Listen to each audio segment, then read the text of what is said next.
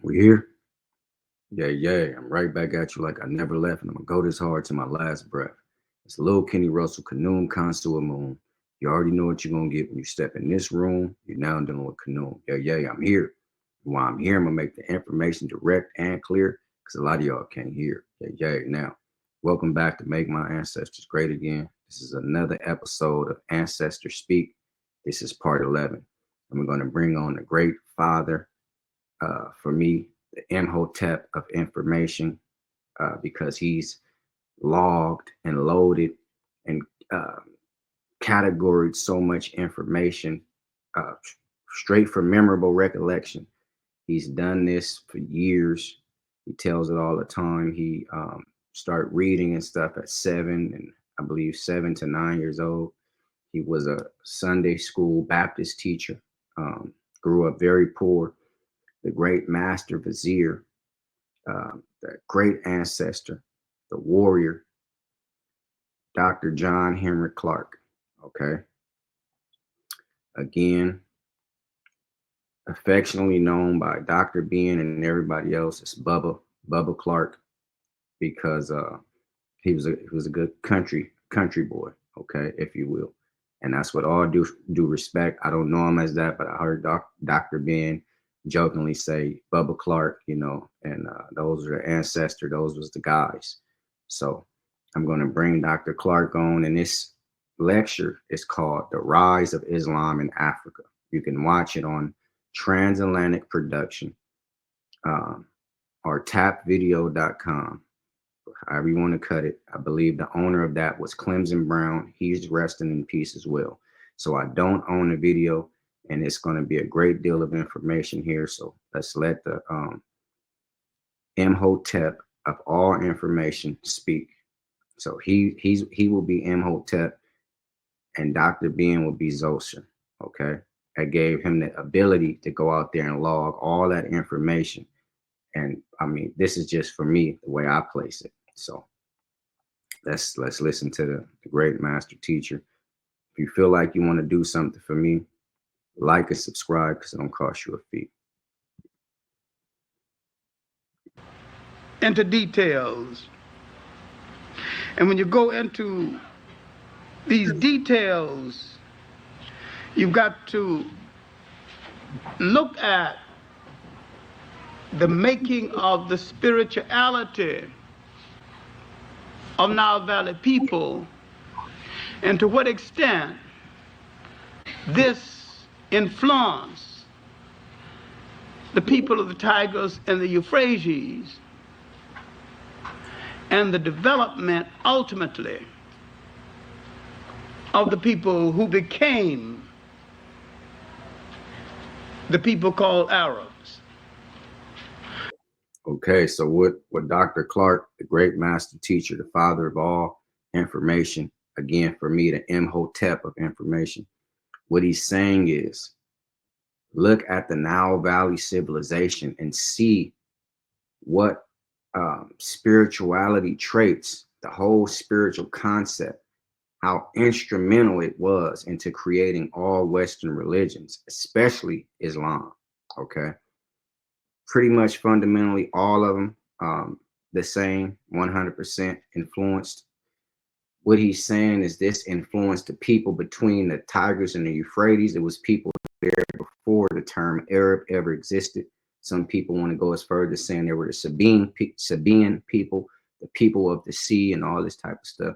So he's saying the spiritual footprints and the spiritual ground was already there in Nile Valley civilization being practiced before any Western religions were brought to life. And the last Western religion that was brought to life historically was Islam. Remember, and this is hard for the new convert to understand, that inactivity as a place in human history, the Arabs are basically an AD people. There is no BC activity of consequence that can be attributed to them. Okay, that was hard. That was a brutal blow. That the ancestor, again, the Imhotep of information. That was a brutal blow. Seti would say that was a dagger. That was a goddamn dagger. This is General Sarah. Shout out to Sarah. Uh, that was a dagger. He said inactivity as a people. This is hard for the new convict to understand, and the Arabian man. Inactivity in human existence and them going on doing something of any consequence, there's no historical record of any consequence of the Arabs being a BC people. Anything that's noteworthy from Arabic people, uh, if you want to use that term, because that's what we're talking about, the Arab, it happened in the AD period. So guess what that would do in terms of history? That would destroy and negate and take all the silly, fictitious thoughts that the Arab is the ancient Egyptian, the Ethiopian, the Sudanese, the Nubian, the Canaan from Kenya. They cannot be that. There's no way. The Arab didn't have anything to do with anything of consequence in the BC time period. And this is coming from the great Imhotep of information. There's none higher than this man when it comes to the source of information. None. Okay. That's a fact. And if some Arab or corner store person just knowing any kind of armchair scholar want to refute this gentleman, you should be put in your place immediately. Let's continue.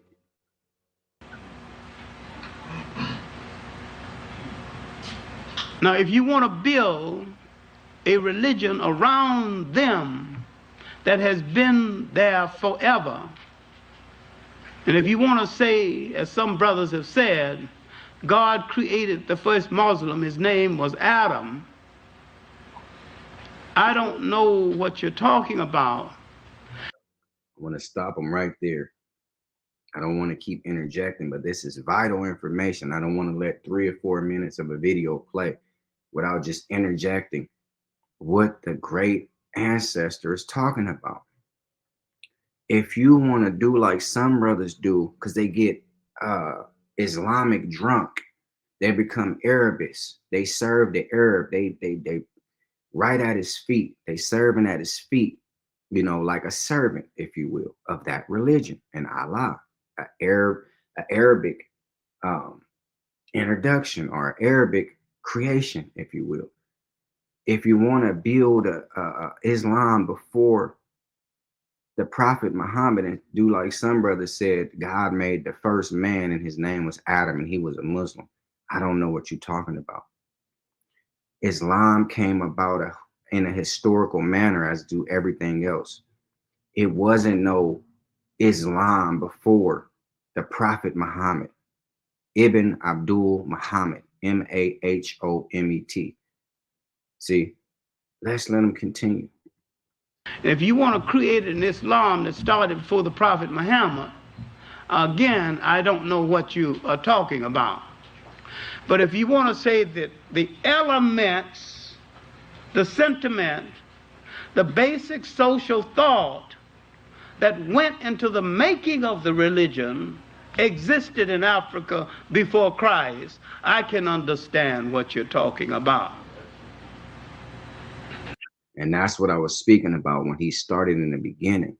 And he said all the elements, all the spiritual groundwork has already been put forth. It was already being practiced and it was already being put into use under different terms.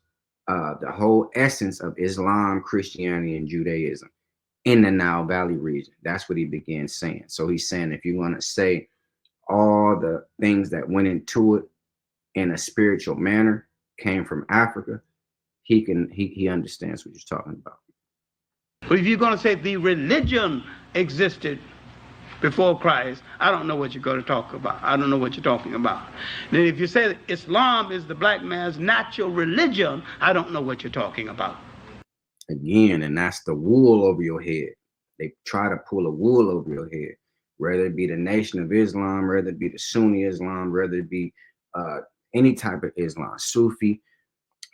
They pull a wool over your head and say that no, Islam never was created by the Prophet Muhammad. It was always into existence. No, the religion started after they say the so-called death of this Prophet Muhammad. Prophet Muhammad was born in 570 and he died in 632 AD, the 7th century AD. But the great master teacher Walter Williams said you cannot have Islam without the Quran. So Mohammedanism started around those times, and not even at that time. Okay, but let's let them continue.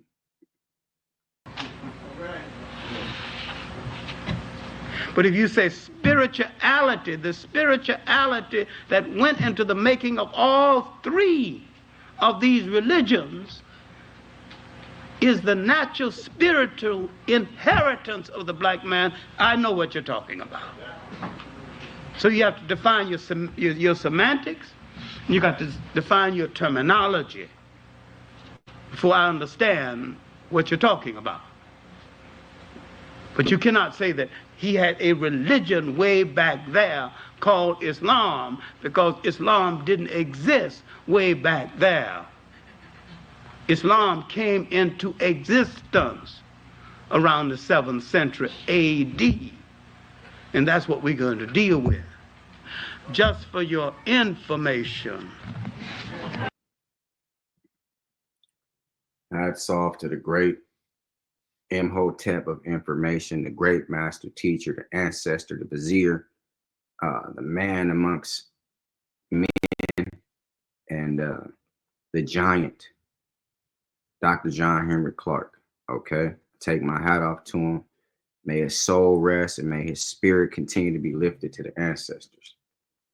That's Ancestor Speak number 11.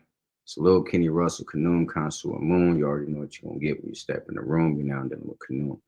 This is what I do, and I love to do it. And before I take back what I said, I add some more to it. If you feel like you want to do something for me, like and subscribe, because it don't cost you a fee. This is not shocking information. This is not to belittle anyone. This is to set the record straight, because a lot of people they're very foolish, but they want to take hold and claim things that's not theirs. If Islam is not a BC thing, the Arab isn't a BC person.